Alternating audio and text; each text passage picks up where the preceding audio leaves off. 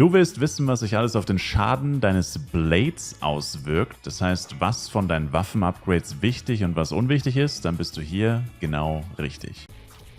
Ja, es ist mal wieder Zeit für so ein Video, weil mir ist aufgefallen, wie wahrscheinlich vielen von euch, in letzter Zeit gibt es sehr viele neue Spieler und sehr viele neue Blades. Also ich würde sagen, Blade ist wohl die beliebteste Klasse, wie eigentlich immer schon gewesen, für Neueinsteiger, Wiedereinsteiger, Anfänger und so weiter. Und es gibt einfach ein paar Sachen, die weiß nicht jeder und die sind aber tatsächlich relativ wichtig, wenn man sein Blade richtig spielen möchte. Was sicherlich im Low-Level jetzt noch nicht ganz so wichtig ist wie im High-Level, aber je früher man es weiß oder dass man es überhaupt weiß, desto besser und wichtiger ist es auch einfach. Und zwar geht es heute darum, was muss ich bei meiner Waffe upgraden oder welche Upgrades und welche Effekte werden von meinen Waffen vom Blade übernommen. Weil Blade ist ja einzigartig in FLive, denn er trägt zwei Waffen. Und man kann ja bei der Waffe das normale Upgrade erhöhen, man kann das Element erhöhen, Waffen haben unterschiedliche Effekte, Skill Damage und so weiter. Was brauche ich davon? Bringt das überhaupt was, das zu erhöhen und so weiter? Also was soll ich upgraden, was soll ich nicht upgraden, wo bringt es mir was vom Damage her und wo ist es rein kosmetisch? Und all diese Fragen werden wir jetzt heute in diesem Video kurz beantworten. Wir gehen jetzt die Waffe einfach mal von oben bis unten durch und gucken uns alles an, was es hier eben so gibt. Als allererstes haben wir Legendary Golden Axe plus 5. Und zwar geht es da um das Plus. Also in meinem Fall plus 5. Man kann eine Waffe haben, die ist clean, plus 0, also einfach gar nichts. Plus 1, 2, 3, 4, 5 bis plus 10. Und dieses Plus, das erhöht euren Schaden. Also die Waffe zu upgraden, was ja auch ihre ATK erhöht. Man sieht ja Grundschaden und aktuelle ATK. Aber dieses Plus machen, das erhöht euren Schaden. Ist eigentlich ziemlich klar, es ist das Simpelste, was es gibt und ich denke mal, das weiß jeder. Aber wir gehen, wie gesagt, heute alles durch, auch die Sachen, die nicht jeder weiß. Und das gehört aber auf jeden Fall dazu. Und hier ist halt vielleicht noch good to know, weil das weiß dann vielleicht nicht mehr unbedingt jeder. Auch in der Offhand oder Secondhand, Backhand, wie auch immer ihr es nennen wollt, also in der zweiten Waffe, auch hier erhöht das Upgrade euren Schaden. Das heißt, im Idealfall habt ihr irgendwann beide Waffen plus 10. Lohnt sich natürlich im Low-Level nicht, also ich will jetzt nicht, dass ihr losgeht und Drehdrassorts plus 10 macht, aber im High-Level ist das dann auf jeden Fall von Vorteil für euren Schaden, wenn die Waffen plus 10 sind. Das zweite ist dann direkt unter Einhandwaffe ATK Doppelpunkt, bei mir 363 bis 365, ja. Also die Waffe ist natürlich abhängig von der Waffe, wie viel ATK die Waffe hat. Je höher die Waffe, desto mehr ATK. Also zum Beispiel eine Bloody Axe hat mehr ATK als eine AG Axe und so weiter, ist ja sowieso ganz klar. Ja, offensichtlich der ATK-Wert der Waffe erhöht natürlich euren Schaden. Gut, das ist jetzt etwas, was wirklich absolut basic ist und außerdem kann man da wirklich wenig dran ändern, weil das Upgrade von der Waffe, das kann man ja tatsächlich aktiv erhöhen. Den Basisschaden einer Waffe kann man so direkt natürlich nicht wirklich beeinflussen. Also du kannst natürlich sagen, ich nehme jetzt eine höhere Waffe und das macht man natürlich auch, aber naja, ist jetzt eigentlich so basic, dass man da gar nicht viel zu sagen kann. Und in der Secondhand oder Offhand ist es auch so, dass auch hier der ATK-Wert Einfluss auf euren Schaden hat. Dann kommen wir zum nächsten Punkt. 2 Zeilen drunter, oder 3 Zeilen drunter, je nachdem, steht bei mir jetzt Wasser plus 1. Hier ist jetzt der wichtigste Punkt für Blade wahrscheinlich, weil das wissen die wenigsten und das ist einfach extrem wichtig.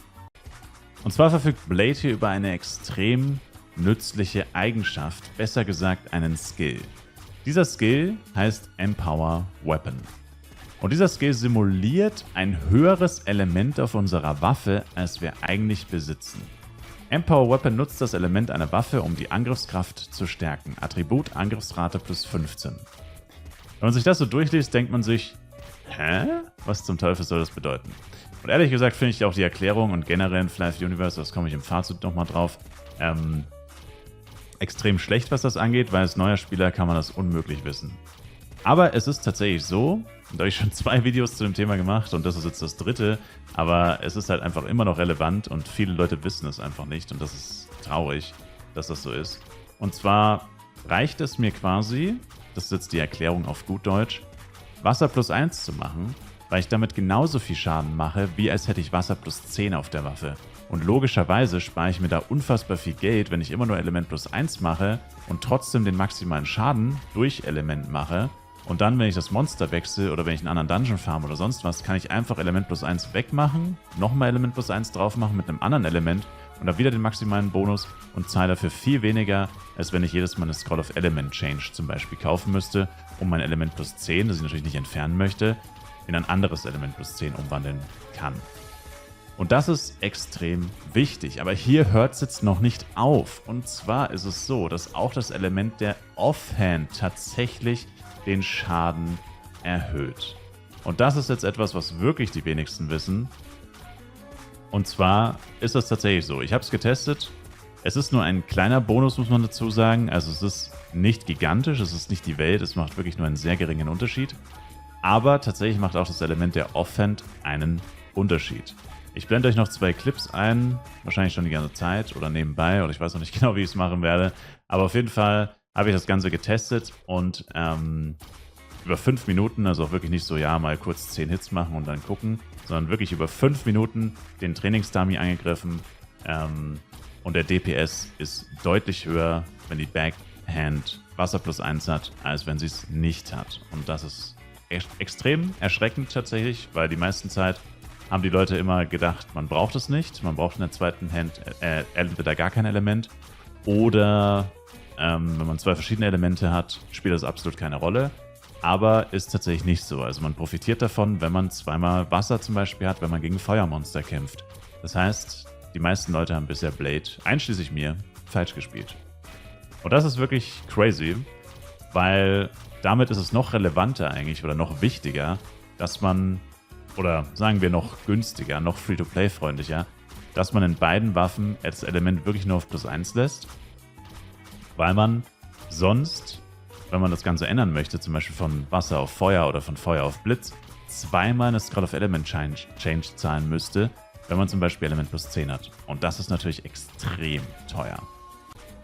Und das war eigentlich das Wichtigste, sage ich mal. Also das mit dem Element ist das, wo die meisten Leute halt keinen blassen Schimmer davon haben. Weder mit dem Element plus 1, dass das ausreichend ist, noch mit der Backhand oder Offhand. Das sind halt die beiden Punkte, wo es schwierig wird. Was dann noch übrig bleibt, sind Waffeneffekte. Das heißt, das ist hier sowas wie kritischer Schaden plus 30 und kritische Trefferrate plus 15. Offensichtlich wirkt sich das natürlich auf unseren Schaden aus, ist ja ganz klar, und erhöht unsere Werte, es erhöht unsere Crit-Rate und unseren Crit-Schaden in dem Beispiel. Und natürlich geht das gleiche auch für die Offhand. Und dazu zählen, by the way, auch Statungen. Das heißt, wenn ich jetzt hier STR plus 2 oder STR plus 3 drauf hätte, also man kann ja eine Scroll of Strength benutzen oder ein STR zwischen 1 und 4 bekommen. Und das zählt natürlich auch bei beiden dazu. Also wenn ich auf beiden Waffen STR plus 4 habe, dann habe ich insgesamt STR plus 8. Was dann noch fehlt, was ich jetzt hier tatsächlich nicht benutze, aktuell, sind einerseits Skill Damage. Skill Damage wirkt sich niemals auf Auto-Attacks aus. Wir haben uns jetzt natürlich eher auf die Auto-Attacks fokussiert. Hätte ich vielleicht am Anfang noch dazu sagen sollen. Skill-Attacks kommen jetzt gleich noch im Anschluss. Und ja, da wirkt sich natürlich bei den Auto-Attacks nichts aus. Und bei den Sockeln, die habe ich jetzt hier auch nicht auf der Waffe drauf, aber Sockel kann man ja bis zu 5 Sockel auf einer Einhandwaffe haben, sowohl auf der First Hand als auch auf der Second Hand. Und offensichtlich gilt das auch beides für den Schaden, für den Auto-Attack-Schaden, wenn ich da jetzt zum Beispiel kritische Schaden drauf mache.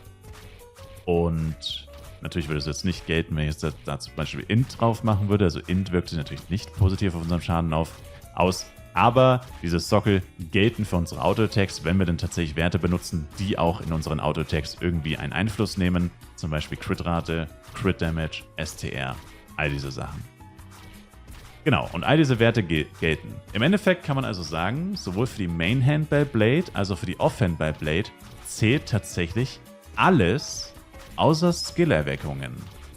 Ansonsten alles, was man hier sieht, plus Element, Attribute, Sockel, Stattung, all das, was möglich ist auf der Waffe, zählt in beiden Händen zum Auto-Attack-Schaden dazu. Wirklich krass, oder? Dann das gleiche nochmal für die Skills. Also wenn wir jetzt hier mit zum Beispiel Blade Dance oder mit Sonic Blade kämpfen, also AOE Blade wäre das wohl in den meisten Fällen ein Blade, der Skills benutzt. Hier ist es so, Plus auf der Waffe zählt. ATK der Waffe zählt natürlich auch. Also wir sind jetzt bei der Main Hand, by the way. Element zählt nicht. Waffeneffekte zählen, sofern sie denn irgendwas mit unserem AOE-Damage zu tun haben. Ist ja klar. Sowie natürlich auch Stattungen. Also wenn ich jetzt zum Beispiel bei Blade Dance skaliert ja auf Dex, wenn ich hier Scroll auf Dex benutze und Dex plus 4 bekomme, zählt natürlich auch. Und die Skill-Erweckung, logischerweise von der Main-Hand, die zählt natürlich auch. Aber Offhand und bei den Skill-Attacks ist es jetzt tatsächlich ganz anders als bei den Auto-Attacks. Skill-Attacks, ATK-Power zählt von der Offhand nicht. Plus zählt bei der Offhand nicht. Element zählt bei der Offhand nicht. Waffeneffekte zählen. Ja, das passt. Ist ja logisch. Skillerweckung zählt wieder nicht. Ganz wichtig. Und Sockel, die zählen wieder. Das heißt, was kann man letztendlich sagen? Waffeneffekte und Sockel werden übernommen. Bei der Offhand alles andere nicht. Warum nicht? Ist ganz einfach, weil es tatsächlich ziemlich unfair wäre. Also allein Skillerweckung wäre hier das augenscheinlich Wichtigste. Ja, weil Blade ist ja die einzige Klasse, wie ich es eingangs, glaube ich, schon mal erwähnt habe, der 2 Waffen tragen kann. Und entsprechend wäre es ja extrem unfair, wenn du jetzt hier zum Beispiel zweimal Blade Dance Schaden plus 25% haben könntest und das dann 50% wären. Und also es wäre kompletter Schwachsinn. Ja. Also deswegen musste bei Skills und so, bei Auto-Attacks eigentlich auch, wenn man mal ganz ehrlich ist, aber gut, reden wir nicht drüber. Aber bei Skills muss hier definitiv auf jeden Fall irgendwo der Blade eingeschränkt werden, weil er sonst einfach noch viel krasser davon profitiert, dass er eben als einziger 2 Waffen tragen kann und deswegen zählen hier halt ein paar Sachen nicht. Aber ich denke mal, die meisten Leute von euch sind sowieso an Auto-Attacks interessiert und die Auto-Attacks haben wir uns ja am Anfang angeguckt. Und ja, das war so mein kurzer Quick Guide zu den Blade-Waffen, was sich hier auf unseren Schaden auswirkt und was nicht. Und ich hoffe, ihr fandet das Video interessant und hilfreich und lehrreich. Und lasst mich auf jeden Fall wissen, ob ihr das alles wusstet oder nicht. Und wenn ihr noch weitere Anmerkungen habt, gerne in die Kommentare damit. Ich sage bis zum nächsten Mal mit Fly Universe. Schaut auf jeden Fall im Livestream vorbei. Twitch-Link ist in der Videobeschreibung. Und ich sage danke fürs Zuschauen. Bis zum nächsten Mal. Ciao, ciao.